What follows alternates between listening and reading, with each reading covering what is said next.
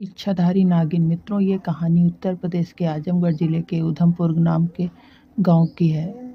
इस गांव के निवासियों में एक अनजाना खौफ समाया हुआ है। गांव की हर गली, हर नुक्कड़ पर, हर खेत खलियान में एक नागिन मौत बनकर घूम रही होती है। 65 से भी ज्यादा लोगों को ये नागिन डस चुकी है। इन घटनाओं को कई बार स्थानीय अखबारों के प्रथम पृष्ठ पर देखा जा सकता है।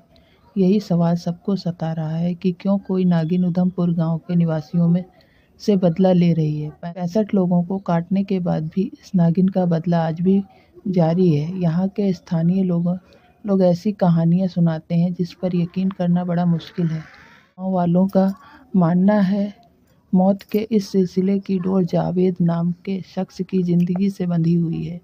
जावेद एक फक्कड़, अलमस्त और मनमौजी सा लड़का था। उसको एक लड़की से मोहब्बत हो गई थी। गांव से दूर वीराने में हमेशा वो उस लड़की से मिलने जाया करता था। पूरे गांव में जावेद के किसी लड़के के प्यार में पड़ने की खबर फैल चुकी थी, लेकिन किसी ने भी उस लड़की को नहीं देखा था। अपनी ही धुन में रहने वाला जावेद सबके लिए चर्चा का विषय बन गया था। उस लड़की के लिए जावेद की दीवानगी की बातें हर जुबान पर थी। एक दिन गांव के बच्चों ने जावेद को अकेले में बात करते देखा। क्या सच में कोई मौजूद था या कोई लड़की उसके साथ थी? और अगर वो साथ थी तो बच्चे उस लड़की को क्यों नहीं देख पा रहे थे? रहस्य गहरा होता गया और सवालों की कतारें लंबी होती चली गईं, लेकिन जावेद की प्रेमिका के बारे में किसी को कुछ पता नहीं था। इन सारी बातों के मद्देनजर जावेद के घर वालों ने एक नेक लड़की देख जावेद का निकाह कर दिया। जावेद को यह निकाह कबूल नहीं था, लेकिन घर वालों के जिद के आगे उसकी एक नहीं चली। जावेद ने घुटने टेक दिए और निकाह के लिए राजी हो गया, लेकिन इस खबर को वो अपनी मोहब्बत से कैसे छुपा सकता था।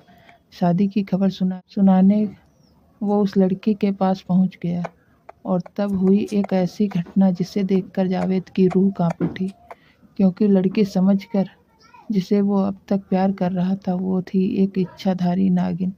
कहते हैं रूह बदल जाए लेकिन फितरत कभी नहीं बदलती, और वो लड़की भी जावेद की शादी की बात सुनकर नागिन बनकर जावेद को डस लिया। फिर शुरू हुआ नागिन के बदले का सिलसिला, और एक के बाद एक 65 लोग नागिन के विष का शिकार हुए। नागिन के खौफ से लोगों ने घर से बाहर कदम रखना बंद कर दिया। भय में डूबे गांव वालों के लिए नागिन का साथ देने एक नाग भी आ गया। गांव वालों का कहना है कि वो नाग जावेद ही था, क्योंकि अक्सर नाग और नागिन को जावेद के घर के पास देखा गया था। गांव के एक तांत्रिक दत्ताराम सेठ का कहना है कि ये दोनों नाग जावेद के घर को अपना बनाना चाहते हैं। तो इस तांत्रिक ने तंत्रों से इन नागों को जावेद के घर से दूर कर दिया और तभी से वो लोगों को डस रहे हैं।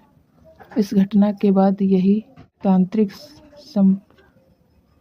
सर्पदंश से पीड़ित लोगों का इलाज कर रहा है। ये तांत्रिक कड़कड़ाती ठंड में पीड़ित को ठंडे पानी से नहलाकर उसका इलाज करता है, क्योंकि उसका मानना है कि अधिक मात्रा में ठंडे पानी से सांप का जहर कम हो जाता है। इसी के चलते सांप के डसे 45 लोगों में सिर्फ एक ही जान गई है। इतने जहरीले सांप के काटने के बावजूद ये ठीक हो गए हैं। क्या वाकई एक नागिन ने इतने लोगों को काटा है, या अलग अलग सांपों के शिकार हुए लोगों ने इस कहानी को जन्म दिया है? क्या आज के दौर में इन कहानियों पर विश्वास किया जा सकता है कि मरने के बाद नागिन बदला लेने